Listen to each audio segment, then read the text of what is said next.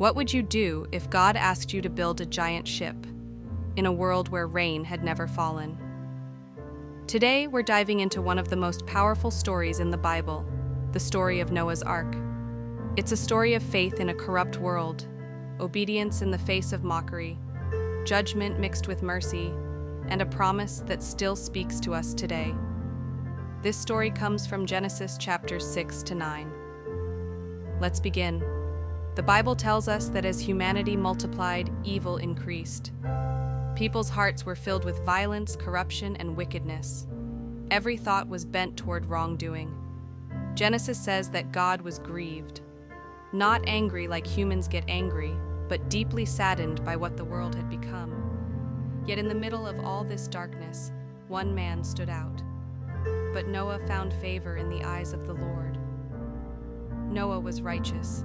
He walked faithfully with God when everyone else turned away. God spoke to Noah and revealed his plan. The world would be judged by a great flood, but God also planned a way of salvation. God instructed Noah to build an ark, a massive wooden vessel, longer than a football field. God gave exact instructions: the size, the materials, the design Noah was told to bring, his wife, his 3 sons, and their wives, and animals, male and female of every kind. This was not a small task. It likely took decades. People laughed at Noah. They mocked him. But Noah didn't argue. He didn't quit. Noah obeyed God exactly as commanded. Then the day came. Dark clouds filled the sky. Rain began to fall, for the first time ever. Rain poured for 40 days and 40 nights. Water burst from the earth below. Floodwaters rose higher and higher. Everything outside the ark was destroyed. But inside the ark, there was safety. Noah, his family, and the animals were protected. The ark floated on the waters for months, carried by God's power, not Noah's strength. Eventually, the rain stopped.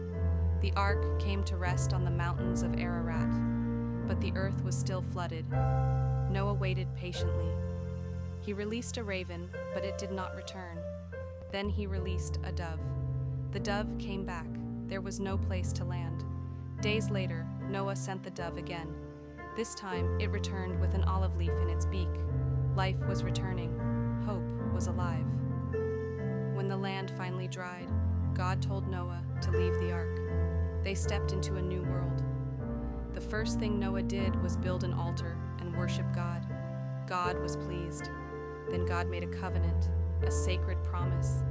Never again would he destroy the earth with a flood. As a sign of that promise, God placed a rainbow in the sky. Every time we see a rainbow, it reminds us of God's mercy and faithfulness. This story has taught us that obedience matters. Even when no one understands, God always gives warnings before judgment. Faith often requires patience. Salvation comes through trusting God. Mercy always follows repentance. Noah wasn't perfect, but he trusted God when it mattered most. The story of Noah's Ark isn't just about a flood. It's about faith in hard times, hope in judgment, and a God who always keeps his promises. If this story encouraged you, like the video, share it with someone, and subscribe for more Bible stories explained simply. Thank you for watching. God bless you.